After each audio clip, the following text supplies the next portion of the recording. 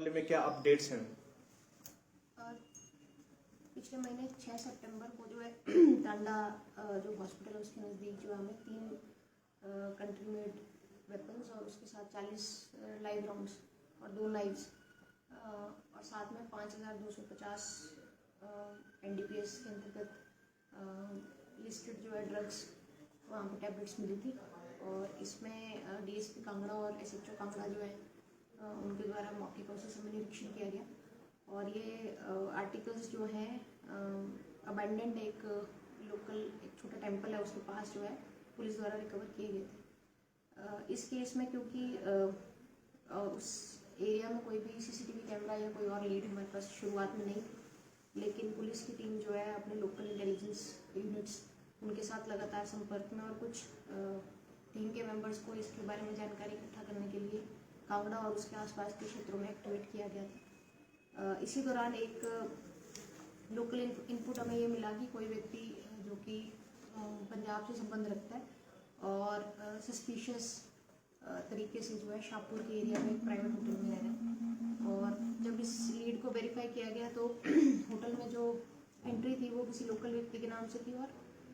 वो व्यक्ति वहाँ से जा चुका था। बाकी CCTVs और अन्य जो एनालिसिस है उसको टीम द्वारा किया गया और उसके बाद जो है काफ़ी जगह रेड और सर्च करने के बाद फाइनली पंजाब के रहने वाले एक व्यक्ति को हमने बड़ों से जो है अरेस्ट किया। इनका नाम विनय भंडारी है और ये इनकी जब अरेस्ट हुई तो उस दौरान इनके पास से 2 पिस्टल और मिले जो कि पहले मिले हुए पिस्टल्स के सिमिलर थे और साथ में 2 लाइव राउंड्स जो है लोडेड पिस्टल के साथ इनसे रिकवर हुई।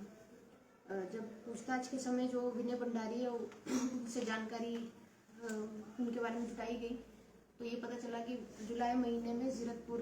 क्षेत्र में मेट्रो मॉल के बाहर एक शूटिंग इंसिडेंट हुआ था जिसमें 3 लोगों द्वारा एक व्यक्ति पे 2 लोगों पे गोलियां चलाई गई थी और उसी में ये विनय भंडारी भी शामिल था और उस समय इसकी बाजू में जो है उस दौरान एक चोट भी लगी थी। उस इंसिडेंस के बाद जो है ये पंजाब से भाग के जो है डिफरेंट जगहों में जो है रेफ्यूज लेता रहा और इलाज भी करवाता रहा और इस दौरान गढ़शंकर, ऊना और कांगड़ा के जो इसकी लोकेशंस वेरीफाई हुए तो कांगड़ा में ये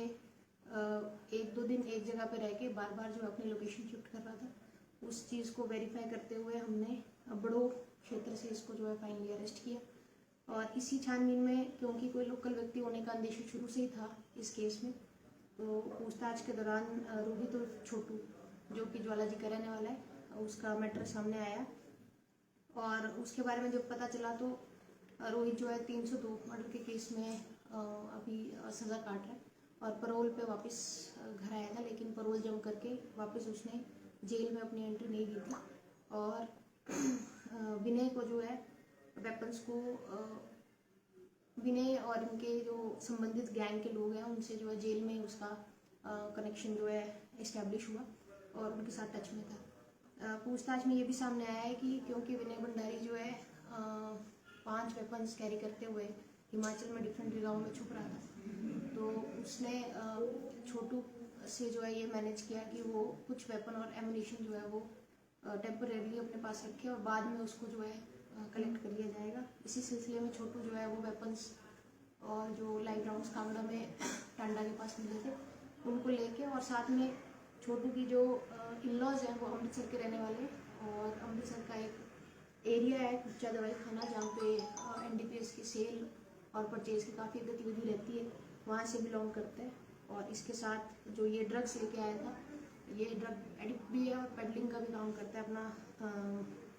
खर्चा और ये सब मैनेज करने के लिए। तो ये ड्रग्स उसने कलेक्ट किए, साथ में एमुनिशन भी कलेक्ट किए, लेकिन 5 की रात को DSP कांगड़ा और SHO कांगड़ा दोनों की जो पेट्रोलिंग टीम्स उस एरिया में एक्टिव थी और उसी के चलते जो है ये वेपन्स वहाँ पे जो है सेफ छुपा दिए गए ताकि बाद में जो कलेक्ट किए जाए, लेकिन उससे पहले ये पुलिस के हाथ वहाँ पे लगे। और इस दौरान जो है इस पूरे केस में ये छोटू का रोल जो है इस वेपन्स को कैरी करके जो है सेफ कस्टडी में रखना था और विनय जो है ये पंजाब में गोली चलाने के बाद जो है वहाँ से पंजाब पुलिस से बचता हुआ यहाँ पे हिमाचल में डिफरेंट जगहों पे छुपता हुआ मिल रहा है। इस केस में आगे की फर्दर इन्वेस्टिगेशन भी जारी है और अन्य लोग यदि इस केस में शामिल है उस हर एक एंगल पे पुलिस जो है आगे अपना इन्वेस्टिगेशन बढ़ाएगी। मैम कोई ड्रग पेडलर के साथ इनका संबंध पाया गया या फिर किसी बड़ी गैंग के साथ इनका ताल्लुकात की बात सामने आई? देखिए जैसे जो छोटू है वो इसके ऊपर करीब 7 केस डिफरेंट ऊना और कांगड़ा में पेडलिंग के भी हैं और साथ में 302 का ये एक्यूज भी है। और इसकी जो परिवार है वो अमृतसर का रहने वाला है, जहाँ से ये ड्रग्स जो हमारे यहाँ रिकवर हुए वो पाए गए, वहाँ पे लिंक हुए। और साथ में जो जहाँ तक कि किन और ऑपरेशनल गैंग के साथ इनका ताल्लुक है, तो ये छोटू जो है राजीव कौशल जो भी उन्ना का एक गैंगस्टर है, नॉन गैंगस्टर है, उसके कंटिन्यूस टच में है और उसी की डायरेक्शंस पे जो विनय भंडारी की सहायता कर रहा था। तो डेफिनेटली ये एक लिंक्स ज़रूर है और इसको पुलिस जो है फर्दर इन्वेस्टिगेट भी कर रही है। और अन्य लोग जो कांगड़ा जिले के या हिमाचल प्रदेश के इस मामले में संलिप्त तो उनके बारे में भी इन्वेस्टिगेशन हम फर्दर आगे जारी रखेंगे। अभी जो आरोपी को पुलिस ने हिरासत में लिया है उसे कोर्ट में पेश किया जाएगा, रिमांड की डिमांड की है? देखिए आरोपी को कोर्ट में पेश किया जा चुका है, वो जुडिशियल रिमांड पे है। और हमारे पास पंजाब के होशियारपुर और जीरकपुर जो SHOs हैं उनके रिक्वेस्ट लेटर आए हैं क्योंकि वो भी इसकी कस्टडी चाह रहे हैं। तो वो पंजाब पुलिस में इसकी कस्टडी डिफरेंट केसेस में वांटेड है, जिसमें होशियारपुर में, लुधियाना में, जीरकपुर में इसके खिलाफ जो है मल्टीपल मुकदमे हैं। और जो रोहित है वो ऑलरेडी छोटू जो है 302 के केस में पैरोल पे जंप करके भागा हुआ था और उसके भी अन्य केसेस जो हैं NDPS एक्ट में दर्ज है ऊना में, कांगड़ा में। तो ये फर्दर प्रोसेसेस है और लीगल वे में जिस तरह से भी कस्टडी ट्रांसफर होनी है वो प्रोसेसेस अभी चल रहे हैं। मैम इस बात में कितनी सच्चाई है कि ये बिश्नोई गैंग का है जो बात सामने आई है, तो वाकई ऐसा है या नहीं है? देखिए जो चेन बनती है उसमें गैंग्स का नाम सामने आ रहा है। राजीव कौशल जिस गैंग से एफिलिएटेड है, क्योंकि राजीव कौशल के एक्टिव इन्वॉल्वमेंट से यहाँ पे इसको कांगड़ा में सपोर्ट मिल रहा था, तो ये अप्रीहेंशन है कि ये उसी गैंग से संबंधित है। लेकिन जैसे मैंने कहा कि बहुत सारे पहलू भी इन्वेस्टिगेशन के फर्दर हम इन्वेस्टिगेट करेंगे और इन एंगल्स पे कौन किस तरह से किससे लिंक्ड है और खासकर कांगड़ा जिला में कोई अन्य इनके जो साथी एक्टिव हों उनके बारे में पुलिस अपनी छानबीन आगे बढ़ाएगी। तो इस संदर्भ में मैडम कोई आप ऐसा भी मूव चला रहे हैं कि जगह जगह तलाशी की जाए या देखा जाए कौन कौन लोग इफेक्टेड है एरिया में? बिकॉज इन्होंने सप्लाई तो करा होगा, ड्रग भी सप्लाई करा होगा, वेपन भी सप्लाई करा होगा, तो पुलिस की कोई ऐसी मतलब कार्रवाई है जो? देखिए मैं कहना चाहूँगी कि ये जो केस है ये तभी सामने आया है क्योंकि पुलिस की टीम ने ये वेपन्स को रिकवर किया है। और यदि पुलिस की टीम इन वेपन्स को रिकवर नहीं करती तो प्रोबेबली शायद ये अननोटिस्ड वे में ये स्मगलिंग कांगड़ा जिला से होके अन्य कहाँ किस जगह जाता है वो हमें प्रिडिक्ट करना मुश्किल है। पुलिस की टीम्स एक्टिवेटेड हैं और ड्रग्स के अगेंस्ट भी हम काम कर रहे हैं। लेकिन जो ये नेक्सस उभर के आया है कि पंजाब के क्रिमिनल लोग जो हैं यहाँ के रिफ्यूज लें और यहाँ के लोग उनको एक्टिवली सपोर्ट करें, ये थोड़ा एक विषय है जिसपे और भी ज़्यादा डिटेल में और भी ज़्यादा डीप इन्वेस्टिगेशन की ज़रूरत है। और मैं ये कहना चाहूँगी कि कांगड़ा जिला के स्थानीय लोग जो हैं वो सचेत रहें, एक्टिव रहें। यहाँ के होटल मालिक जो हैं किसी अनजान व्यक्ति को गलत आईडीज़ पे जो है उनको स्टे प्रोविजंस ना करें, क्योंकि ये एक लीगल समस्या सबके लिए बनती है। जैसे इस केस में एक प्राइवेट होटल है, उन्होंने वेरिफिकेशन